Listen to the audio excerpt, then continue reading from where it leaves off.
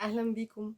النهاردة عايزة أكلمكم عن مراحل حياة الخلية. مراحل حياة الخلية هي عاملة زي مراحل حياتنا بالظبط.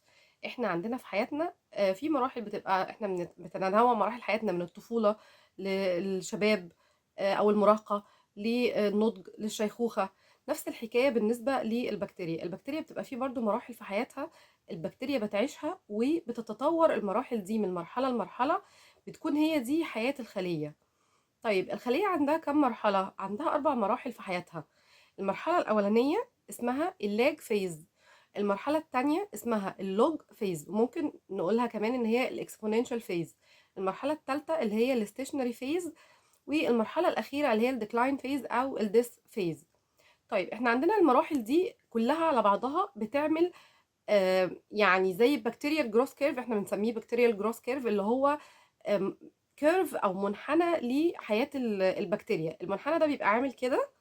بيبدأ الأول زي الإنسان بالظبط، إن هو مرحلة طفولة، مرحلة تعلم، مرحلة معرفة بالحياة، تكوين خبرات، وبعد كده بتبقى مرحلة تعتبر ثابتة اللي هي مرحلة النضج، اللي خلاص البني آدم بيبقى يعني حصل الخبرات كلها في حياته ونما إذا كان في جسمانيا أو عقليا أو عاطفيا، وبيبقى يعني استقر حتى في عمله أو في حياته المستقبلية، يعني في حياته. وبعد كده بيبتدي مرحلة الديكلاين أو الديس أو اللي هي مرحلة الشيخوخة عند الإنسان. البكتيريا كمان عندها المراحل دي، زي ما قلنا هي بتبقى عبارة عن 4 مراحل.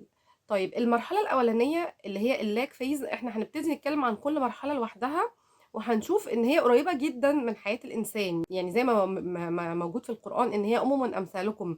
يعني البكتيريا فعلا كائن حي بيعيش نفس الحياة اللي بيعيشها أي كائن حي تاني، باختلاف البيئة اللي هو عايش فيها، باختلاف الحاجات اللي هو بيحتاجها، سواء غذاء سواء حاجات من البيئة هو بيكون محتاجها، باختلاف حياته، طبيعة حياته بتكون عاملة ازاي. لكن هو فعلا كائن حي زيه زي اي كائن حي تاني، له مراحل في حياته. اول حاجة بنتكلم عنها اللي هي اول مرحلة اللي هي اللاج فيز. مرحلة اللاج فيز دي مرحلة بتبتدي فيها الخلية انها تتعرف على البيئة اللي حواليها، تتعرف على الغذاء بتاعها، تتعرف على الكونديشنز او الظروف بتاعتها.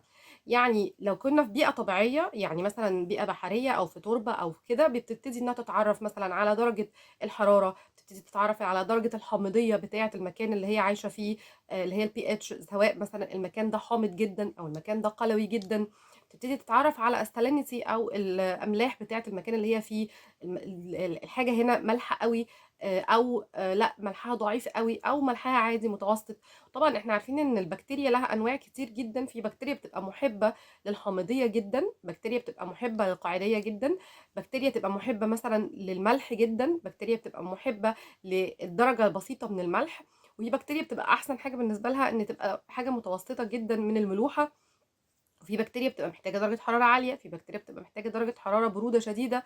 كل الظروف المناخية دي او الغذائية اللي خاصة بالبكتيريا بتبقى كلها حاجات البكتيريا بتبتدي تتعرف عليها في بداية المراحل بتاعة الحياة بتاعتها اللي هي مرحلة اللاج فيز. طبعا كمان بتبقى عايزة تشوف نسبة الأكسجين الموجودة في الوسط الغذائي اللي هي عايشة فيه، نسبة النيتروجين، نسبة الفوسفورس، نسبة ثاني أكسيد الكربون. كل نسب العناصر دي أو المواد دي بتدخل في تغذية الخلية البكتيرية، وبتفرق معاها هي ازاي هتقدر انها تعيش حياتها.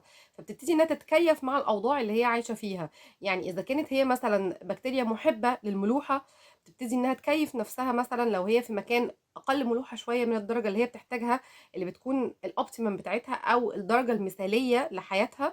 ممكن انها تكيف نفسها على انها تعيش في درجه ملوحه اقل. ولكن طبعا بيبقى فيه ليميت او في يعني حد معين البكتيريا ممكن ما تقدرش تعيش بعدها. يعني ممكن تقدر انها تكيف نفسها على اوضاع فيها بعض الاختلاف، لكن لو الاختلاف كان شديد جدا البكتيريا بتموت، ما بتقدرش انها تعيش في درجة حرارة مثلا شديدة جدا. وهي من البكتيريا اللي هي بتعيش في المناطق الباردة مثلا او المناطق القطبية.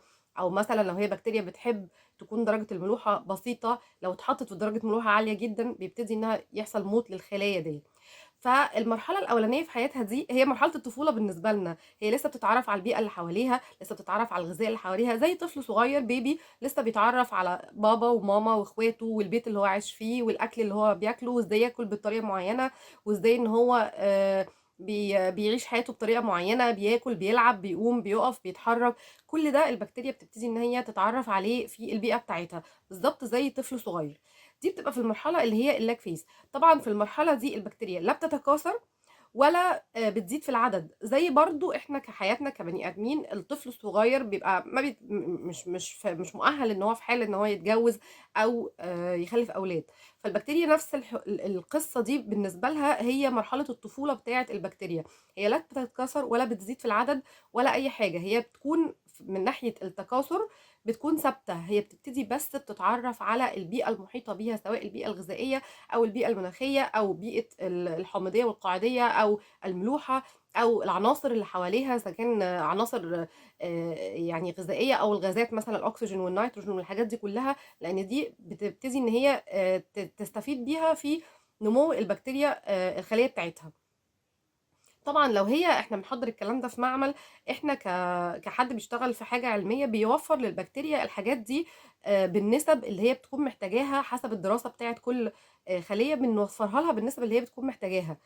وطبعا برضو حسب ما بتبقى البكتيريا محتاجه نسبه معينه من حاجه معينه، بنحطها لها في الاوبتيمم دوز او في الاوبتيمم ليميت بتاعها اللي هو المثالي. لكن لو ما كانتش الحاجه دي مثاليه، سواء درجه الحراره او ملوحه او اكسجين مثلا او نيتروجين او كده، البكتيريا قادره انها تتكيف، ولكن بتبقى فيه صعوبه شويه في تكاثرها او صعوبه في انتاجها للحاجات اللي هي بتنتجها، سواء مثلا انزيمز او اي مواد اخرى. طيب في المرحلة دي كمان الخلية بتبتدي انها تكون المادة الوراثية بتاعتها. المادة الوراثية اللي هي الدي ان ايه او الار ان ايه، يعني حسب الخلية بتكون ايه المادة اللي عندها، بتبتدي انها تكون المادة الوراثية بتاعتها اللي هي الجيناتيك ماتيريال، علشان خاطر لما يحصل تكاثر، لما يحصل انقسام للخلايا، تبتدي ان المواد الوراثية دي بتنقسم في الخلايا. فهي اصلا بتكونها في المرحله بتاعه اللاج فيز او مرحله الطفوله بالنسبه للبكتيريا، او اللي هي المرحله الاولى في التعرف على كل شيء. بتخلص المرحله ديت، فالكيرف زي ما قلنا ان هو الكيرف بيبقى عامل كده طالع لحد فوق كده، وبعد كده بيقف وبعد كده بينزل. احنا في اول مرحله، في اول ستيب خالص في الكيرف اللي هي اللوك فيز. بعد كده بنطلع كده، دي مرحله اللاج فيز، او زي ما قلنا ممكن نسميها الاكسبوننشال فيز. المرحله دي بتكون افضل مرحله للريسيرشرز او للناس الباحثين ان هم يستخدموا البكتيريا في ابحاثهم العلميه او في تجاربهم اللي هم بيعملوها. دي بتكون افضل مرحله اللي هي الاكسبوننشال فيز دي او اللاج فيز. بتبتدي البكتيريا في المرحله دي انها بتتضاعف في العدد بشكل كبير جدا، خلاص هي اتكيفت على الوضع اللي هي فيه، ايا كان سواء هو اوبتيمم بالنسبه لها او هي متكيفه معاه، عامله ادابتيشن للظروف اللي هي عايشه فيها. وبتبتدي انها تتضاعف في العدد وتزيد، وبتستهلك طبعا الغذاء في المرحله دي، لانها بتبتدي خلاص بقى انها هتتضاعف، يعني هيبقى عددها كبير، يعني هيبقى استهلاك الغذاء اكبر. وهتبتدي انها كمان هيحصل السيل ديفيجن ده او الانقسام بتاع الخلايا، فالماده الوراثيه هتنقسم في الخلايا، هيبتدي يكتر عدد الخلايا. طبعا احنا بنقدر ان احنا نشوف الكلام دوت في المعامل على البيتري ديش. طبعا احنا صفحتنا اسمها بيتري لايف، لان احنا بنتكلم عن الحياه بتاعه الخلايا اللي بتتعمل في البيتري، اللي هو الطبق البكتيري اللي احنا ممكن نزرع عليه الخلايا. فاحنا ممكن نلاحظ ده في البيتري ديش اللي هو الطبق البكتيري دوت. بنشوف ان العدد بتاع الكولونيز او المستعمرات بتاعه الخلايا كترت في الطبق فعلا. فيبقى هي كده دخلت في مرحله الاكسبوننشال فيز او اللاج فيز، ان هي بتبتدي تزيد في العدد، وبتبتدي انها تستهلك الغذاء اللي محطوط لها. بتستهلك الغذاء ده طبعا في السيل ديفيجن، فبيتضاعف استهلاك الغذاء كل ما بتتضاعف في الانقسام بتاعه الخلايا بتاعتها. في المرحلة دي كمان بتبقى في حاجة مهمة جدًا. المرحلة دي اللي بتنتج فيها الخلية كل المواد اللي بتنتجها، أيًا كانت المادة اللي بتنتجها بقى. إحنا عندنا طبعًا مواد متعددة الخلية بتنتجها، وهنبقى نعمل حلقات مختلفة عن إيه المواد اللي ممكن تنتجها الخلايا، سواء enzymes، سواء مواد مثلًا antioxidant، سواء مواد antibiofilm، مواد كلها إحنا ممكن نستخدمها في حاجات تانية البكتيريا بتمدنا بيها في حياتنا، ممكن نستخدمها في زراعة، في صناعة، في حاجات كتير جدًا. فالمرحلة دي الexponential phase دي هي المرحلة اللي البكتيريا بتنتج فيها الإنتاج بتاعها، بتدينا الproduction بتاعها، الإنتاج بتاعها بقى، هي دي المرحلة اللي إحنا بناخد منها الإنتاج. طيب المرحلة دي ممكن تحصل فيها أي عوائق أو عقبات؟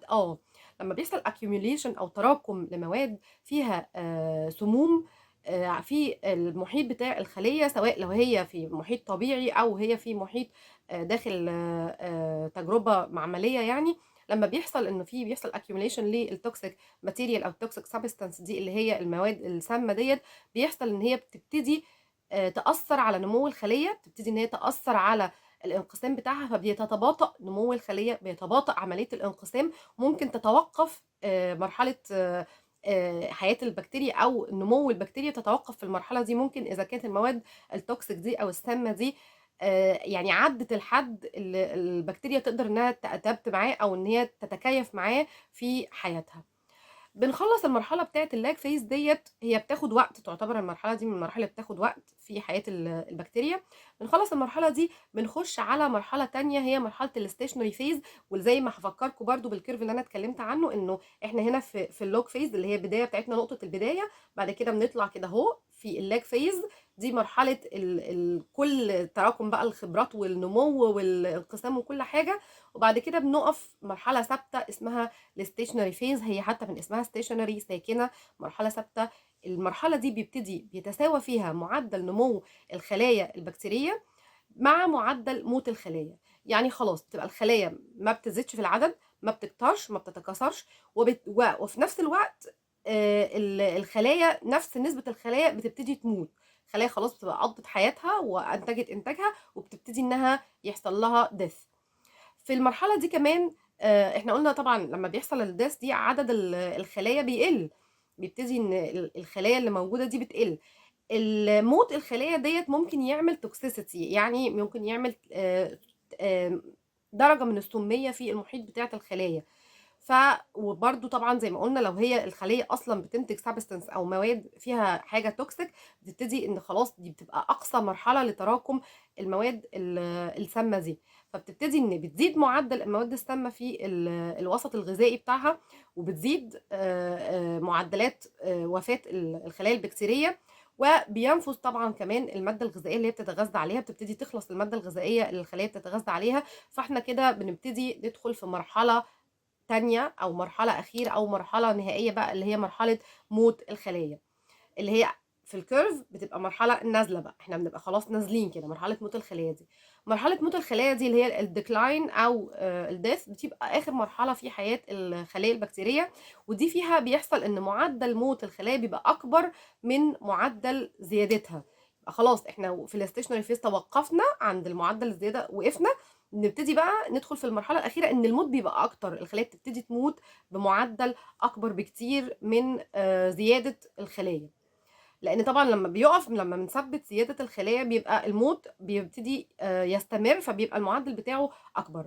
في اللحظه دي بيكون تقريبا الغذاء بتاع البكتيريا نفذ، بيبقى خلاص مفيش مواد غذائيه هي تقدر تتغذى عليها او انها تقدر تمارس حياتها وتستمر بيها. بتستنفذ كل المواد المحيطه بيها، وبتبتدي تصل لمرحله الوفاه. بتموت خلاص الخلايا البكتيريه في الوقت ده، اللي هو خلاص بينتهي الغذاء، بينتهي مثلا لو هي بتتغذى يعني او بتحتاج اكسجين في النمو بتاعها، بيكون الاكسجين انتهى، مش قادره انها تحصل اكسجين من المنطقه المحيطه بيها، مش قادره انها تحصل المواد الغذائيه سواء عناصر غذائيه زي الفوسفورس زي النيتروجين زي حاجه زي كده، مش قادره انها تحصل اي حاجه من المواد الغذائيه المتوفره لها دي. الخلايا بتبتدي تموت. طيب الخلايا ديت في المرحله بتاعت الديس دي بتبتدي تاخد وقت، هي تعتبر بتاخد وقت مش قليل، لان هي بتاخد وقت طويل عقبال ما معدل كل الخلايا اللي اتكونت، تبتدي كل الخلايا اللي اتكونت دي تبتدي انها تاخد دورتها، تعمل البرودكشن بتاعها وينفذ الغذاء فتموت. طبعا كل ما الغذاء يكون متاح بالنسبه لها، الفتره بتاعت الستيشنري فيز دي او الفتره اللي هي بتتغذى فيها على المواد الغذائيه بتكون اطول.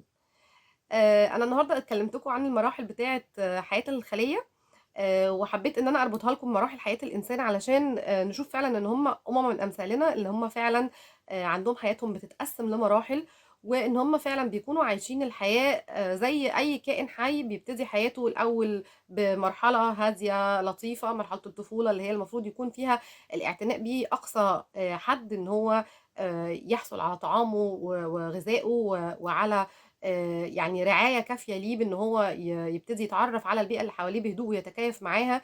وعندنا في البكتيريا المادة الوراثية بتبتدي إنها تتصنّع في المرحلة الأولانية دي خالص.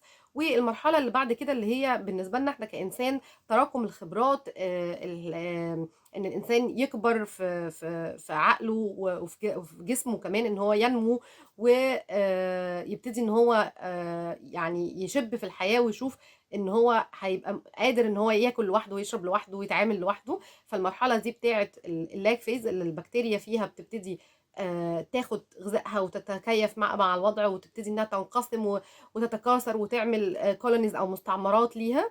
وبعد كده مرحلة الstationary phase اللي هي بالنسبة لنا إحنا بتكون النضج، إن خلاص الإنسان خد خبراته في الحياة واستقر في حياته سواء العملية أو حياته الاجتماعية الشخصية. وبعد كده المرحلة النهائية اللي هي مرحلة الشيخوخة، اللي هي بالنسبة لنا إحنا مرحلة الشيخوخة. لكن بالنسبة للخلية، الخلية خلاص بتبقى أدِّت دورها اللي عليها، عملت الproduction بتاعها، المادة اللي هي بتنتجها، سواء كانت بتنتج يعني في مواد كتير البكتيريا بتنتجها، سواء على فكرة ممكن تكون مادة سامة أو مادة إحنا ممكن نستخدمها في صناعات أو في زراعة أو كده. يعني ممكن أصلًا البكتيريا دي تكون الproduct بتاعها هو سام، هو مواد سامة، بس طبعًا سامة مش للبكتيريا، بتكون سامة مثلًا الكائنات اللي حواليها عشان تدافع عن نفسها، أو سامة لحاجات تخصنا إحنا كبني آدمين. وفي المرحلة دي خلاص أول ما البكتيريا بتعمل اللي عليها بتبتدي إنها تموت وتنتهي حياتها في اللحظة دي. يا رب أكون حاولت إن أنا أبسّط لكم فكرة المراحل بتاعة حياة البكتيريا. هي مراحل مثيرة جدًا، ولو تابعناها في حاجة معملية، وطبعًا إحنا نقدر إن إحنا نتابع الكلام دوّة تحت الميكروسكوب خطوة بخطوة. وطبعًا ده العلماء تابعوها فعلًا حقيقي، إن هي خطوة بخطوة تحت الميكروسكوب بتبقى الصور دي باينة، الخلية انقسمت إزاي، المادة الوراثية اتكوّنت إزاي. وممكن نبقى نحط على الصفحة صور المراحل دي تحت الميكروسكوب، وهتبقى جميلة لو أنتم مهتمين بحاجة زي كده، إن أنتم تشوفوها وتتبسطوا بيها. شكرًا ليكم.